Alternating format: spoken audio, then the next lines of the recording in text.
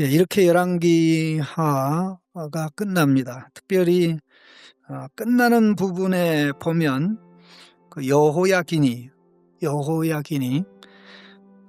사로잡혀간 지 37년 되었을 때 결국 그가 석방되어서 많은 대접을 받고 또 바벨론에 있는 모든 왕의 지위보다 높이고 또 왕 앞에서 대접을 받고 계속해서 보살핌을 받았다라는 그런 내용입니다.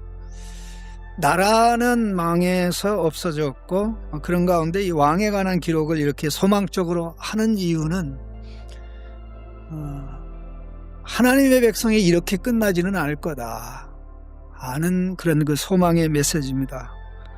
그러면 우리는 열왕기 전체의 기록을 통해서 깨달아야 될 중요한 진리가 무엇입니까?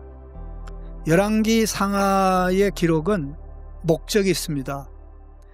왜 하나님의 백성에게 하나님이 진노하셔서 유다가 망하고 또 유다가 망하기 한 135년 전에 이스라엘이 망했는지에 관한 내용을 우리에게 제공합니다. 그 망한 이유는 하나님께서 그들에게 주신 언약의 법도를 따르지 아니했기 때문입니다. 단지 언약의 법도를 따르지 않아서가 아니고 언약의 법도를 따르지 아니할 때 언약의 법도로 돌아오라고 하나님께서 세운 선지자를 통해서 계속해서 말씀하고 또 말씀하고 말씀했는데 결국 돌이키지 않은 결과 먼저 경제나 모든 규모에 있어서 앞섰던 북왕국이 망하고 그 이후에 유다도 망하게 되는 그와 같은 일이 기록이 되어 있는 것입니다. 그래서 17장까지의 기록이 열왕기하 17장까지의 기록이 결국 북왕국 이스라엘의 멸망에 관한 기록이 거기서 끝이 나고 18장부터 25장까지는 이제 유다에 관한 기록, 왜냐하면 북왕국은 이미 망해 없어졌기 때문에. 그러면 북왕국이 망한 것을 보고 백성들이 정신을 차리고 특별히 왕이 정신을 차려야 되는데 정신을 차리지 못하고 결국 망하게 되었습니다.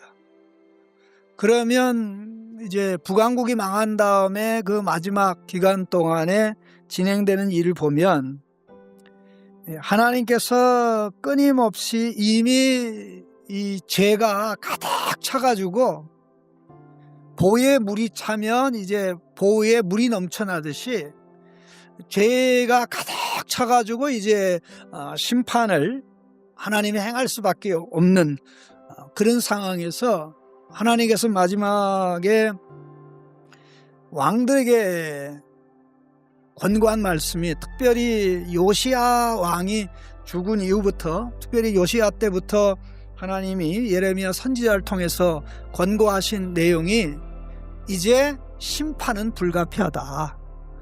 이제 심판은 불가피하기 때문에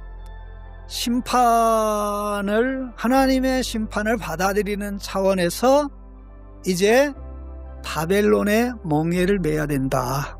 바벨론의 멍에를 매라. 바벨론의 멍에를 매면 그 바벨론의 멍에를 매면서 하나님이 주신 멍에를 메고 살았던 것이 더 행복한지 아니면 바벨론의 멍에를 메면서 살아가는 게 더 행복한지 깨달았으면 하는 그런 마음이 하나님의 마음이었습니다. 그래서 결국은 하나님 백성의 행복은 하나님 말씀 언약의 길로 가는 게 최고다. 그거보다 확실한 것이 없다라는 것을 깨우쳐 주기를 원했는데 처음에는 바벨론 왕을 섬기다가 자 뒤로 애굽을 봐요. 애굽을 왕이 되는 왕마다 그 짓을 했어요. 오늘 본문 마지막 부분을 한번 보시죠. 참 이게 25장 26절입니다. 25장 26절에 같이 읽겠습니다. 25장 26절. 노소를 막론하고 백성과 군대 장관들이 다 일어나서 애굽으로 갔으니 이는 갈대아 사람을 두려워함이었더라.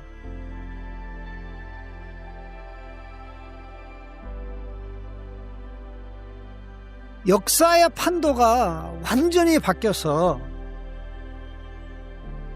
영원한 대제국, 불변하는 대제국 애굽이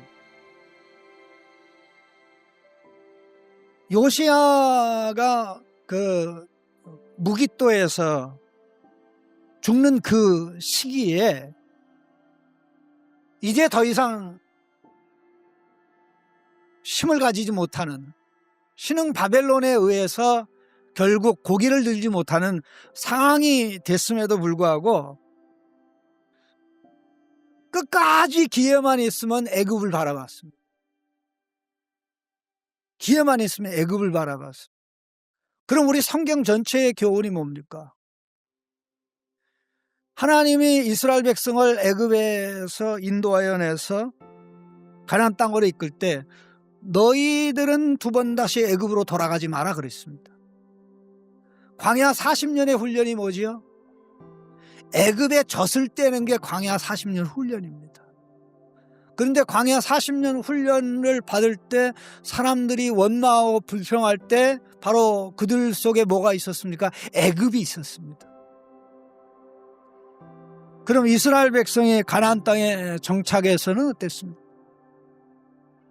역시 애굽에 대한 미련이 떠나지 않았습니다. 특별히 솔로몬이 왕이 되면서 이스라엘과 애굽의 관계는, 왜냐하면 솔로몬은 바로의 딸과 결혼했단 말입니다. 솔로몬은 그게 애굽 같은 대제국이 딸을 자기한테 줬다, 뭐 굉장히 자기에게 엄청난 큰 영광과 존귀라고 생각을 했겠습니다만은 이미 그 모습이 하나님의 영광보다는 애굽의 영광이 더 낫다라는 생각을 백성들로 하여금 가지게 한 것입니다. 하나님이 선지자를 통해서, 특별히 예레미야를 통해서 이제는 바벨론의 멍에를 메야 됩니다. 그래야 삽니다.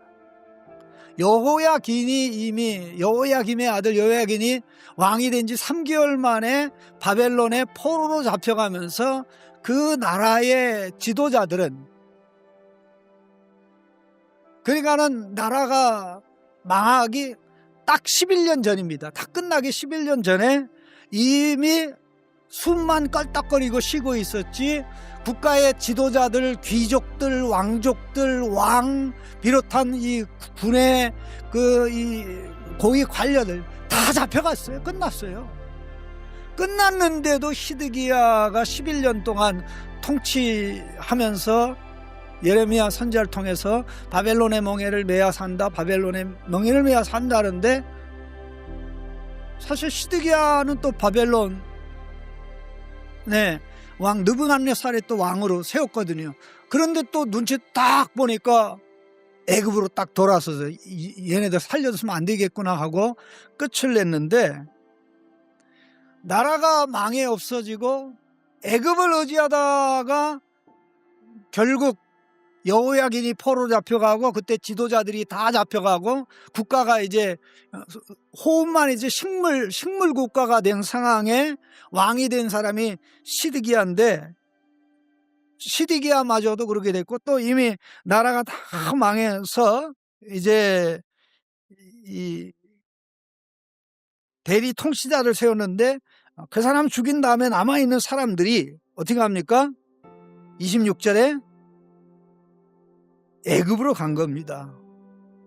그때 애굽으로 갈 때 예레미야를 끌고 갔어요. 애굽으로 가려고 하다가 예레미야에게 찾아와서 우리가 바벨론 왕이 두려워서 애굽으로 가려고 했는데 기도해 달라는데 예레미야가 열심히 목숨 걸고 10일 동안 기도하면서 여러분들 이 땅에 머물러 있어야 됩니다. 두려워할 거 없습니다. 근데 네 생각이지 하나님의 말씀이 아니라고 하고 결국 애굽으로 가게 됐는데, 이게 과거 이스라엘 백성의 이야기로 국한되는 게 아니고요. 이스라엘 백성이 애굽에서 나왔는데 오랜 세월이 지나도 그들 속에 애굽이 있었다는 것입니다. 우리가 세상에 속하지 않고 세상에서 부름받았는데, 세상에서 부름받아 세상에 속하지 않는데, 우리 평생 싸움은 우리 안에 있는 세상과 싸우는 것입니다. 세상을 만드신 우리 하나님을 의지할 것인가, 아니면 하나님이 만든 세상을 의지할 것인가.